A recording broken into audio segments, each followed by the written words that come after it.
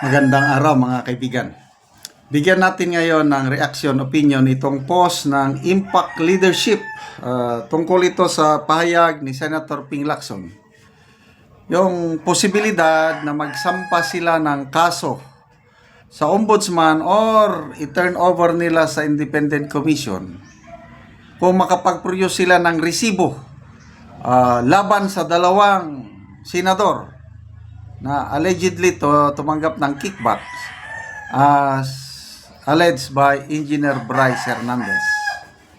So tawag nila dito sagasa mood.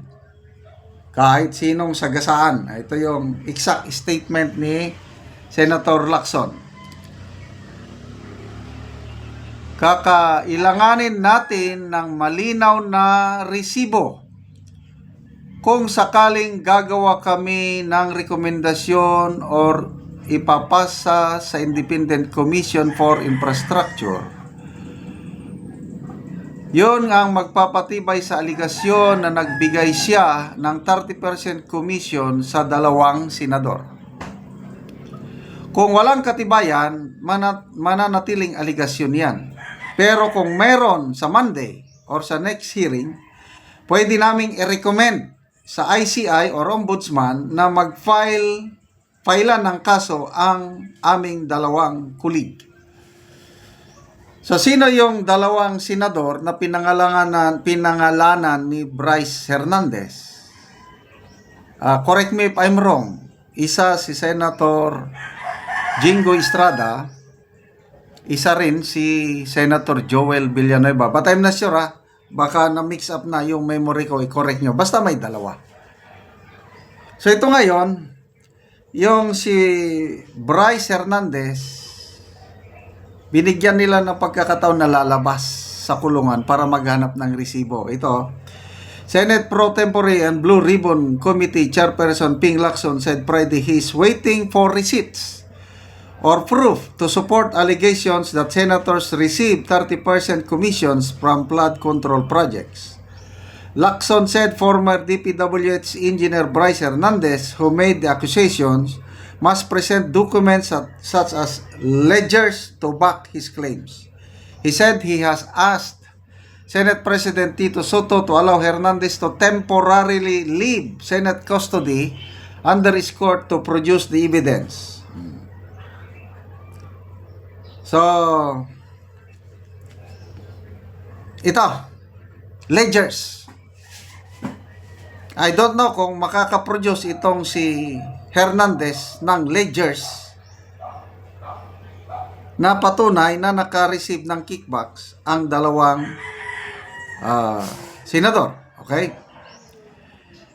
Kung matatandaan niyo ang Diskaya couple, nung panahon pa ni Senator Marcoleta as Blue Ribbon Chairman, sworn affidavit, binanggit niya, pangalan ng mga kongresista, 17 to be exact, nakatanggap ng komisyon at ang resibo nila, ledgers.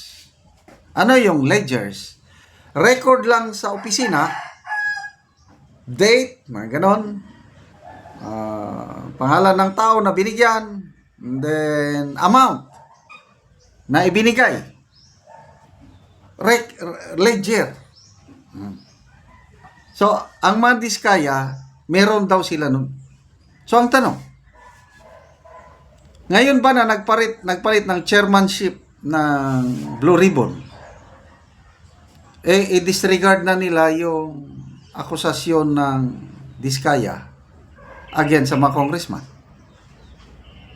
Tapos, ang ipupurso, itong Bryce Hernandez na tingin ko nagsisinungaling.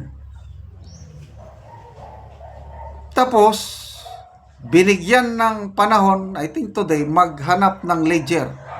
Naku po, ako, may tiwala ako kay Senator Lacson. But then, medyo alanganin ako. Yung ledger, ang daling gumawa. Anybody can make a ledger. Ilagay ang pangalan ko, nakatanggap, pwede akong isama sa ledger. Pagbalik ni Hernandez, may ledger na siyang dala. Iyon, pinapatunay niya, dalawang senador na nakano. Tanong, ang ledger, malakas bang ebidensya kung sa korte mo i-present? Wala namang pirma, wala namang ano. Hindi naman ako abogado. Kailan kung ako ang magtingin, mahinang ebidensya. It's not enough proof na ang tao na nakalista doon nakatanggap nga. Ganyan kami nung nasa serbisyo pa ko, may mga makuha kaming dokumento sa NPA ba o sa MILF, may makita kaming listahan. Sino-sino yung hinihingan ng mga NPA ng revolutionary tax or yung nagbibigay. Listahan talaga. Pangalan. Pag tingin namin, nandun yung pangalan ng mga politiko, kailang how sure na nagbigay nga. One-sided lang yun. Listahan lang ng NPA. Ganon din ang mga MILF.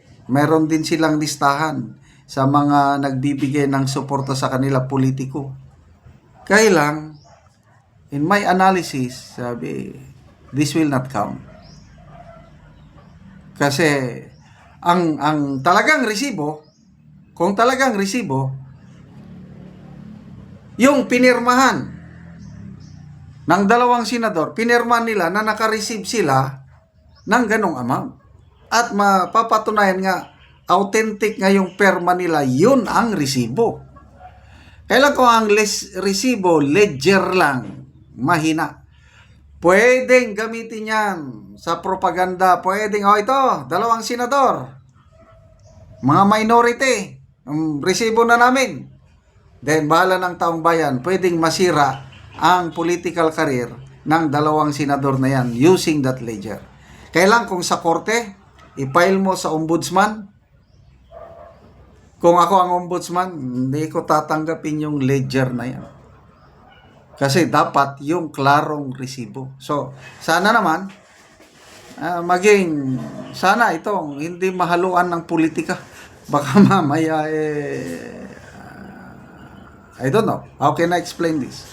Nakakaduda na itong mga pag-produce ng ledger na yan. Okay, salamat mga kaibigan sa inyong pagsubaybay sa ating channel. Nakakatulong kayo ng malaki sa tribong Talandig ng Bukidnon dahil ang income natin sa channel na ito is pantulong sa tribo.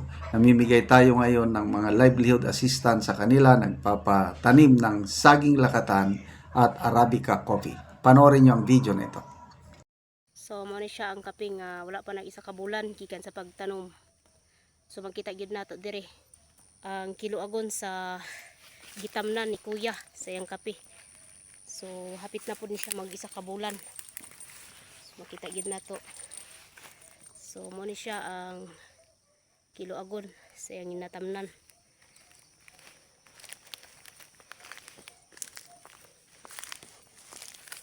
So naiabaka, naipalkata. So mo ni sila ang palandong sa pagtanom. So makita din mo diri nga nindot kaayo. So hapit na pud ni siya bunuhanan ug isprehanan kay hapit naman ni magbulan. Sigikan sa pagtanom. So makita gid nato. So mo ni siya ang kapihan ni Kuya Richard. Igsuon sa akong bana. So maayo gyud kung naa siya ay mga kahoy nga mga tagas na kay mo iyang palandong sa kape.